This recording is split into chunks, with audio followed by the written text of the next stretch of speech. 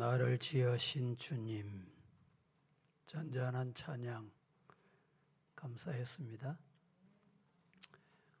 5월은 가정의 달입니다. 유엔에서 가정의 날이 언제냐?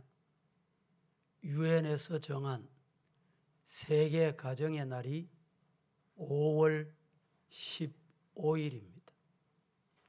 우리나라는 가정의 날이 5월 21일입니다. 가정의 달 끝자락에 오늘 네 번째 주일인데 가정주일입니다. 부부주일이기도 합니다. 행복은 가정에서부터 출발합니다.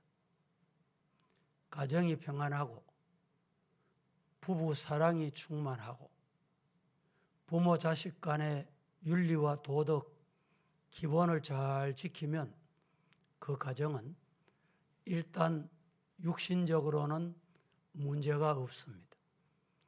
거기에다가 영적인 가정, 아버지 어머니는 기도하는 부모가 되고 자식들은 아버지 어머니의 말씀에 순종하고 잘 따르고 자기 갈 길을 개척할 줄 아는 그 가정은 하나님이 주신 축복을 누리게 될 것입니다. 교회가 문제가 생기고 어지러우면 나라가 어지럽다는 말이 있습니다. 저는 거기에 한마디 더 붙이면 가정들이 평안해야 나라가 평안합니다. 대통령 가정부터 문제가 많고 지도자들, 정치인들 가정이 문제가 많으면 나라가 평안할 수가 없어요. 여러분도 뉴스를 들으셔서 아시겠지만은 이스라엘은 지금 팔레스틴과 전쟁 중이지만은 어제 휴전을 했습니다. 중요한 것은 시편 49편 20절에 이렇게 말합니다. 존귀하나 깨닫지 못하는 사람은 멸망하는 짐승 같다. 하나님이 우리 인간을 존귀하게 만드셨어요. 존귀하다는 것을 깨달으시기를 주님 이름으로 축복합니다. 하지만은 깨닫지 못하면 짐승하고 똑같다 라고 말합니다. 오늘 어떻게 살아야 하고 내일을 어떻게 준비해야 되는지를 우리는 깨닫는 것이 은혜입니다. 작년 초부터 코로나가 팬데믹 현상이 나타나기 시작하면서 이스라엘은 그때 벌써 백신을 준비했습니다. 우리는 꿈도 못 꾸고 생각도 못할 때 말입니다. 18세 이상 성인 전체에게 코로나19 백신 접종한 최초 국가가 바로 이스라엘입니다. 마스크와 거리 두기가 혼잡한 공공장소를 제외하고는 모두 다 해제를 했습니다. 이스라엘 지도자들은 바이러스 퇴치 유일한 방법인 집단 면역을 위해 백신 접종이 핵심이다. 이것을 내다본 겁니다. 미리 감지한 거예요. 세계 어느 나라도 그렇게 생각하지 않을 때 말입니다. 그래서 백신 개발에서 화이자가 3단계 임상 실험에 성공했다고 하자 이스라엘은 세계 나라 중에 첫 번째로 800만 명 투여량을 화이저가 백신 판매를 목표로 했던 가격의 2배, 아무도 계약하거나 상상치도 못하는 그때 그 가격의 2배를 주겠다. 구입을 계약을 맺고 백신의 효과에 대한 데이터를 100% 제공하겠다, 이렇게 약속을 했습니다. 그때만 해도 이스라엘이나 주변에서 저 바보 같은 이스라엘 총리, 왜 그 값에 2배나 주고 저렇게 계약을 하냐? 의문에 대하여 이스라엘 총리는 이렇게 말합니다. 과다 지불이라 할 수 있지만 코로나에 대한 추가 의료 비용과 사랑하는 사람을 잃는 데 드는 헤아릴 수 없는 대가에 비하면 아무것도 아니기 때문이다. 국가의 지도자나 교회를 섬기는 자나 사회 모든 사람들은, 심지어 가정을 책임지는 부모, 가정의 지도자의 위치에 있는 모든 사람들에게 오늘 이 한마디가 경종을 울려주고 있습니다. 모든 일을 결정할 때 최우선 어디에 두느냐? 우리 믿는 사람에게는 하나님의 영광에 둬야 돼요. 믿습니까? 최우선순위를 어디 둬야 돼요? 하나님의 영광에 둬야 돼요. 국가에서 당리당략이나 개인의 사리사욕이나 개인의 이해관계에 끌려서 판단을 하거나 일을 지연시키거나 생각이 미련하면 오늘 시편 49편 2절 말씀과 20절 말씀과 같이 종귀 하나 깨닫지 못하는 자는 멸망하는 짐승 같다, 이렇게 말씀하고 있습니다. 어느 교회, 어느 나라 할 것 없이 종교적인 통계와 실제 교회 출석하는 자의 수에 많은 차이가 있습니다. 우리 교회가 5,000명이다, 이런 교회도 실제 출석하는 교인은 차이가 많습니다. 우리 교회가 500명이다, 이런 교회도 마찬가지고, 우리 교회 50명입니다, 이런 교회도 들여다보면 출석하는 교회는 그만큼 안 돼요.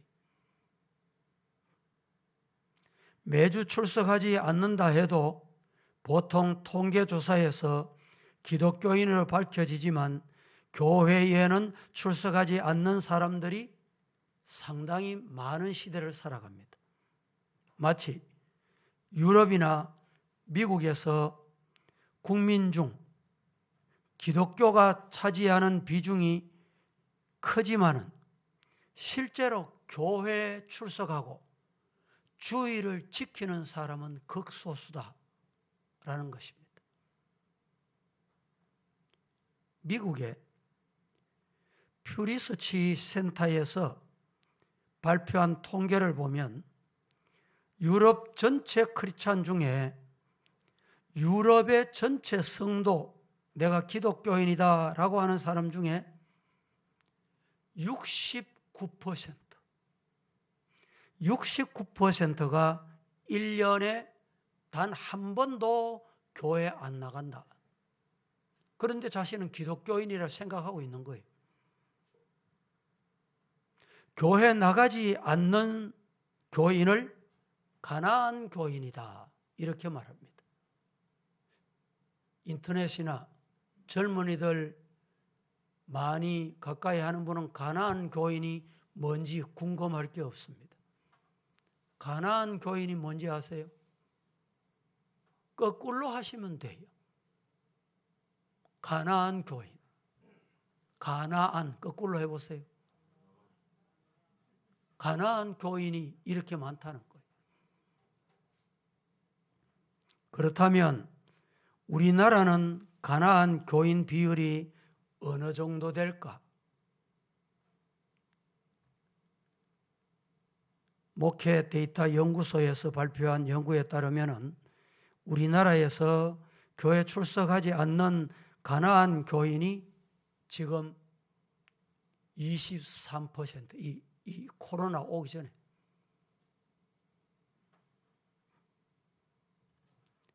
그 비율은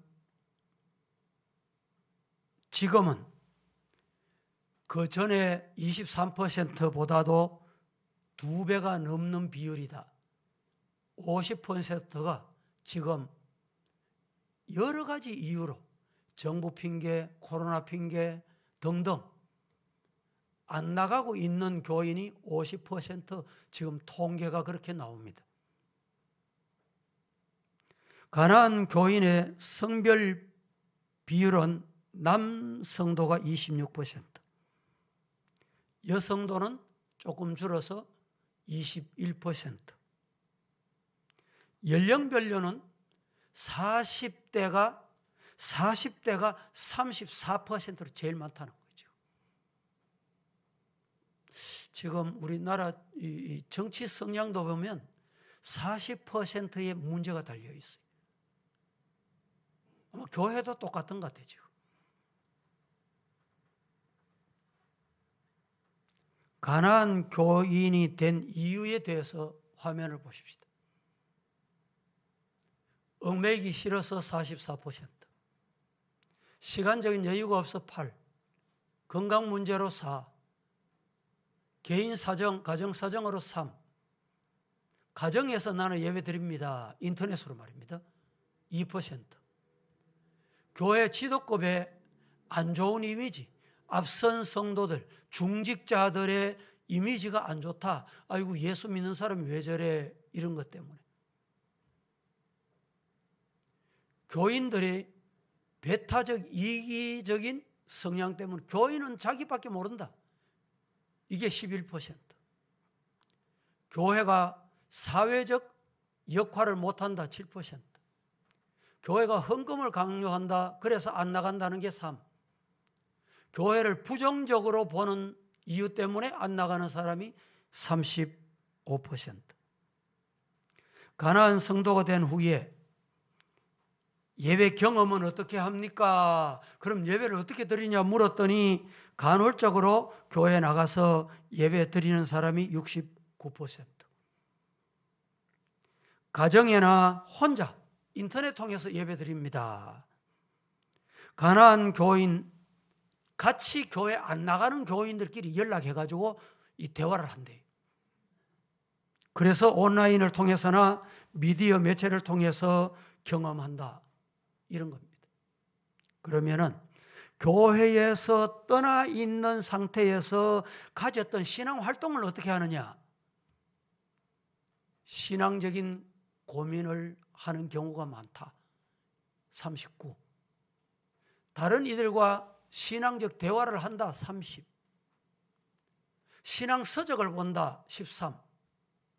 기독교 강좌 어디 가서 그래도 양심이 찔리는가 봐요. 강좌라도 좀 듣자. 12%.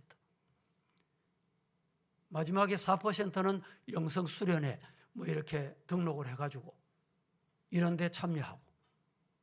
교회는 가난한 교인이 되는 거예요.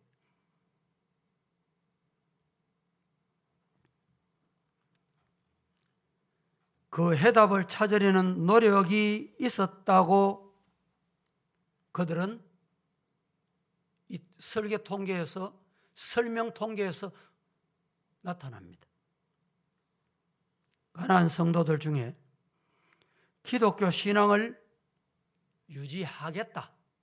교회는 안 나오고 있지만 지금은 내가 기독교인입니다. 그러면서 그 기독교 신앙을 계속 유지하겠다. 이렇게 답한 사람이 90%. 향후 출석한다면 신앙생활을 올바른 교회와 예배 형식에 안 매이고 출석했냐 안 했냐, 교회 왔냐 안 왔냐, 연락 없고 뭐 간섭 안 하고 전화 안 오고 이런 교회를 찾겠다는 거예요. 이게 18%. 한국 교회는 두 가지 대상에 대한 전도가 필요하다, 이런 생각이 듭니다. 하나는 완전 불신자. 아직까지 우리 주변에도 복음을 들어보지도 가다가 십자가가 있구나, 저희 교회구나 알지만 교회가 뭐 하는 곳인지. 우리도 전도해보면 교회 처음 등록하는 분이 평생에 교회 처음 나왔다, 이런 분도 있어요. 반대로 가나안 교인들도 많습니다. 가나안 교인 중에는 주일학교 때 다녔던 사람, 학생 시절에 다녔던 사람, 정말 경제적으로 80년도 70년도에 어려울 때 교회 한번 어릴 때 나왔다가 중단된 사람, 지금 가나안 교인, 이런 사람에게 우리가 전도 대상이 된다라는 사실입니다.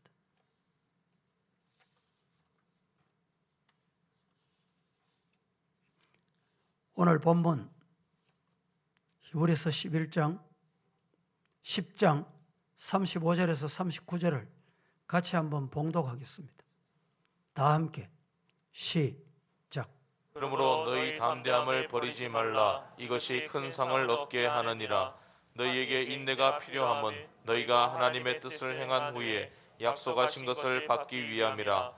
잠깐 후면 오실 이가 오시리니 지체하지 아니하시리라. 나의 의인은 믿음으로 말미암아 살리라. 또한 뒤로 물러가면 내 마음이 그를 기뻐하지 아니하리라 하셨느니라. 우리는 뒤로 물러가 멸망할 자가 아니요 오직 영혼을 구원함에 이르는 믿음을 가진 자니라. 우리 의가 어디서 나오느냐? 믿음에서 나와요. 믿음. 하나님이 나를 사랑하신다. 아멘 하실 수 있기를 축복합니다. 사랑하시는 증거가 뭐냐? 하나님이 나를 사랑하시는데 그 사랑 증거가 뭐예요? 한 분뿐이신, 가장 귀한 한 분뿐이신 독생자를 이 땅에 보내주셨다는 거예요. 묻습니다. 예수님이 왜 이 땅에 오셨습니까? 왜 이 땅에 오셨어요? 예수님이 이 땅에 오신 이유가 뭡니까? 여러분이 나름대로 대답하시고 싶은 대답이 있을 거예요. 이렇게 대답하시는 정답입니다. 따라합니다. 하나님이 나를 사랑하신 증명이다. 하나님이 나를 사랑하신 증거가 예수님이 이 땅에 오셨다는 거예요. 그 예수님을 믿는 것이 오늘 우리 의로운 생활이다. 사람들은 기도하며 믿음으로 살면서도 막상 삶에서 장애물을 만나면 어떻게 되느냐? 소극적으로 돌아갑니다. 장애물을 만나면 그때 하나님을 찾아야 되는데 하나님을 안 찾고 사람을 찾아갑니다. 이게 참 아이러니합니다. 장애물을 만나면 이 장애물이 내 방법으로 해결 못한다, 안 된다, 이렇게 될 때 어떻게 해야 되느냐? 그때 정말 하나님을 찾아야 돼. 예수님을 붙잡아야 돼. 그런데 많은 성도들이 그때 가난한 성도가 됩니다. 하나님을 안 찾아요. 기도 안 합니다.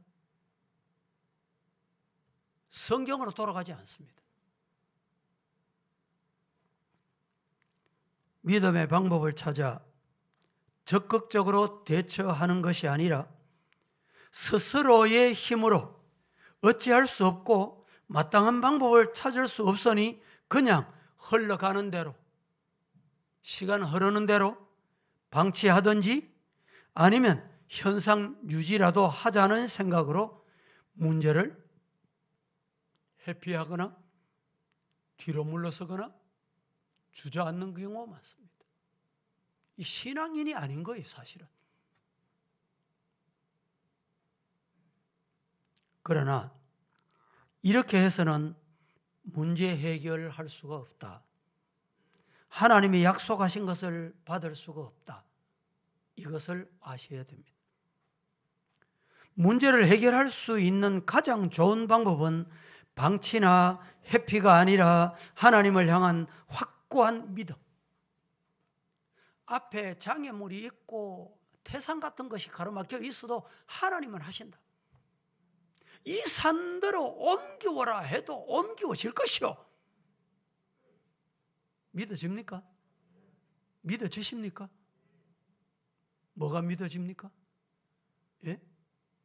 이 산대로 옮기라 해도 옮기워지게 하시는 것이 하나님이다. 이걸 믿는 거예요.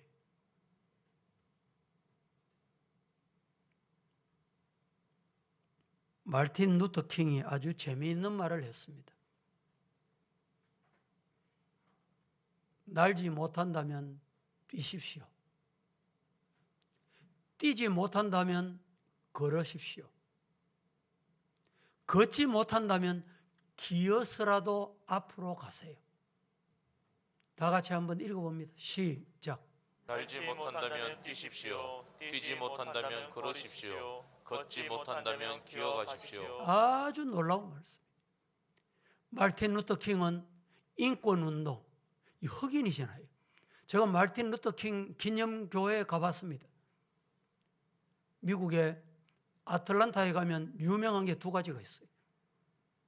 첫째는 마르틴 루터 킹 기념교회가 있고, 둘째는 우리 젊은이들 많이 애용해 마시는 코카콜라 공장이 거기 있어요. 그래서 이 마르틴 루터 킹 기념교회와 코카콜라 본사에 구경하기 위해서 세계에서 관광객이 몰려옵니다.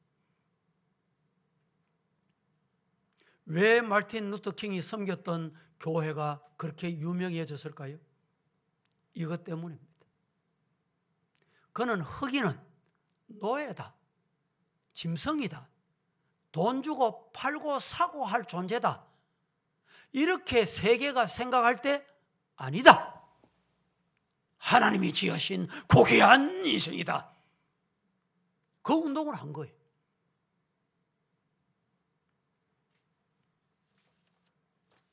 고린도후서 5장 14절 말씀은 이렇게 말합니다. 시작. 그리스도의 사랑이 우리를 강권하시는도다. 우리가 생각하건대 한 사람이 모든 사람을 대신하여 죽었은즉 모든 사람이 죽은 것이라. 그리스도의 사랑이 우리를 어떻게? 강권하신다. 예수의 사랑이 우리를 자꾸 교회 나오고 기도하고 말씀으로 돌아가고 순종하도록 강권하는 붙잡아요. 그래서 우리는 아직까지 세상으로 안 나가고 있는 겁니다. 안 망하고 있는 거예요. 가나안 교인이 안 되고 있는 거예요. 이 사랑을 모르면 여러분 가나안 교인으로 돌아갑니다. 여기에 강권한다, 강권하시도다, 이 말은 헬라 말로 신에코, 이 말의 뜻은 결합하다, 체포한다, 강요한다, 붙잡는다. 뭐가? 그리스도의 사랑이 우리를 체포하고 있는 거예요. 그리스도의 사랑이 우리를 결합하고 있는 거예요. 강요하고 있고 붙잡고 있기 때문에 우리는 세상으로 지금 안 나가고 있는 거예요. 바울은 그리스도의 사랑을 깨달은 후 그분의 사랑을, 이 강권한다 이 말을 세번역 성경에는 자신을 휘어잡고 있다. 뭐가? 그리스도의 사랑이 자신을 휘어잡고 있다. 바울 사도가 그렇게 말합니다. 존 번연이 또 아주 유명한 말을 남깁니다. 다 같이 한번 봉독합니다. 시작. 그분의 사랑은 우리를 살아가게 하고 사랑하게 하고 노래하게 하고 영원히 찬양하게 합니다. 자, 존 번연 여러분 뭐 철로 역전 다 아시잖아요. 그뿐 아닙니다. 그분의 사랑이 우리를 살아가게 하는 거예요. 죽겠다 그러지 마세요. 이 사랑 때문에 살아갈 맛이 난다. 할렐루야. 예? 이해가 되십니까? 아멘 하실 수 있습니까? 그분의 사랑이 우리를 살아가게 하는 거예요. 그분 사랑 아니면 우리는 이미 사고를 쳐도 몇 번 쳤어요. 총을 당겨도 몇 번 당겼어. 저는 젊을 때, 아니 어릴 때 분하면 못 참았어요. 그래서 한바탕 하다가 여기에 이마에 큰 상처를 입고 저는 평생 이 상처를 보면서 하나님 엎드려 기도하고 회개합니다. 이런 일을 두 번 다시는 걸어가지 않게 하달라고. 그분의 사랑이 살게 하는 거예요. 그분의 사랑이 믿음으로, 그분의 사랑이 교회 붙잡아 놓고, 그분의 사랑이 기도하게 하는 거. 할렐루야입니까? 그분의 사랑이 뭐하게 해요? 사랑하게 하는 거예요. 그분의 사랑이 뭐하게 해요? 노래하게 하는 거예요. 그분의 사랑이 영원토록 새 노래 하나님께 찬양하게 하는 거예요. 그게 믿음 생활입니다. 기도하겠습니다. 거룩하신 하나님, 오늘 주님께서 약속하신 주일에 일부 예배로 하나님께 나와 말씀을 받았습니다. 그분의 사랑이 이토록 귀함을 깨닫고 믿음으로 전진하는 가정, 믿음으로 전진하는 부부, 믿음으로 전진하는 가족 되게 하옵소서. 예수님의 이름으로 기도합니다. 아멘.